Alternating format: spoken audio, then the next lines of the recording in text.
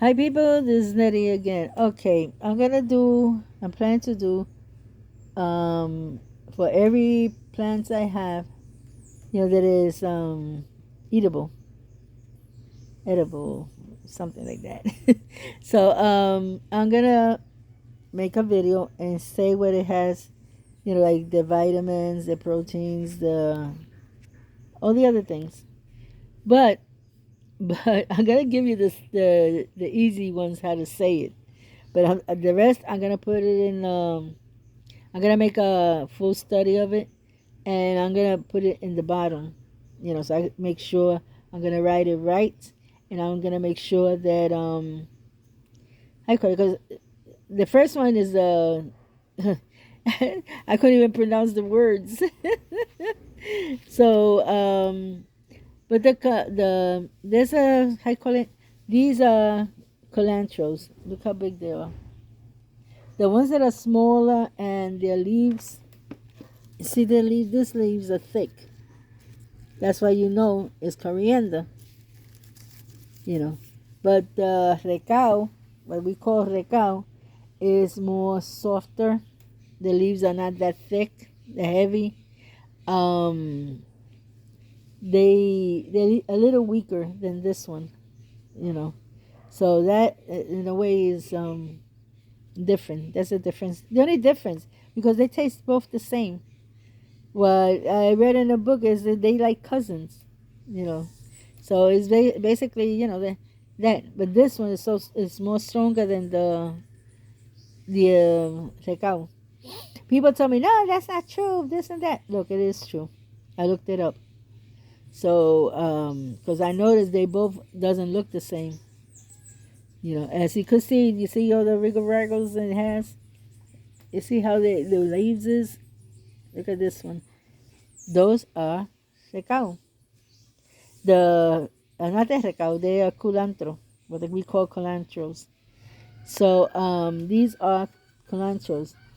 I don't think I have any. I don't think I have any recao. Recao. Yeah, recao. I don't think I have any. I used to have, but I think that they died off with the winter. I don't know. But anyway, what I was gonna say is that these are so good for you. It is. It has it's medicinal. And let me see. I got some things here, but I'm gonna put more in description because I'm not gonna say all those words. Okay, so um, this is basically from the Caribbean. This plant, I didn't know it until I got to Puerto Rico, and somebody told me, "Hey, did you put cilantros there?" And I'm going like, "What? What's that?" And they brought it to my house, and they said, "Look, that tastes good. Try it. Since you're gonna make how you call it, yellow rice, you could put that in there." And I fell in love with it since then. But we used to buy it at the store, and sometimes you can't keep them too long, because I don't make rice that much, you know. So we left it, we buy it. I try to put them in water so they could stay, but it was hard, So at times I used to say, well, we ain't got money for that, so to waste. So we used to sometimes I put some, even though I wanted some. So what happens? My cousin, she put a whole bunch up in her house. She lives up here and up there, and I'm in the lower side. So when the wind comes, it brings it all out over here. It filled out all this place here, right here. It filled it all out. When winter started to come, and no, when the summer started to come, the water was hurting them. So I took them out and I put them here. These are part of the of them. I had some over there, but they died. I don't know why, but I took them out anyway. So I took them out, and I was using it in my house, but it was like 3 plants leftovers, and 3 plants they started to die. I only got one. and I put a new one. So I'm gonna see if this weekend I also could get some more, but not from here. I don't want nobody touching this here. I always tell them, you go on the other side of the house, and you can take all you want. And they go and they take how you call it, one of these bags and fill it up and this and that. They're family, so I ain't got no problem with that. And so I'm gonna tell you exactly what it has. You already know that they got the recao and the I call it el culantro is cousins. That's what the book that what I looked it up because I noticed there was a difference, and they how you call it. So I think they are cousins.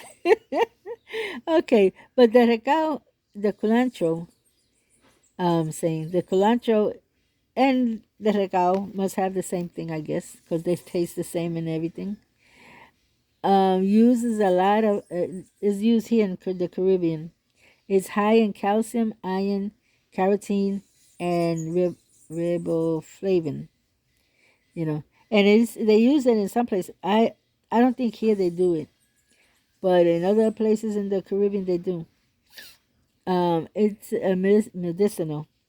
Many places they take the roots and the leaves and they turn it and they make tea out of it.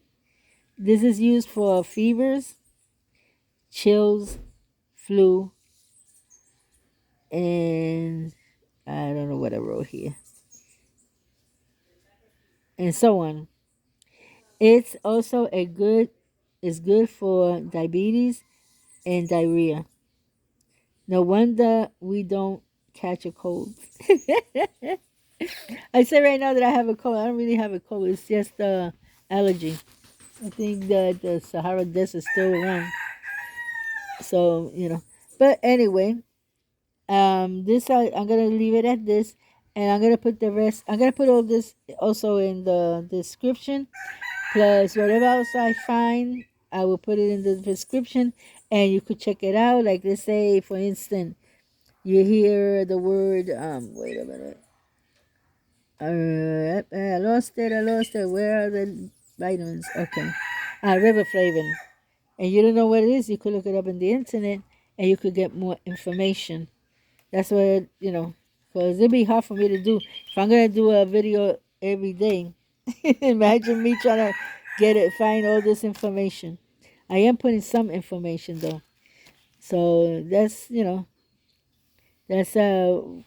what I got so far. But today I'll be studying it out, writing it down into the description, and check it out. If you like the video, give me a like. If you haven't subscribed, subscribe because I'm just starting this, about the vitamins and proteins and all that. One by day. So God bless you all. Until next time. Bye-bye.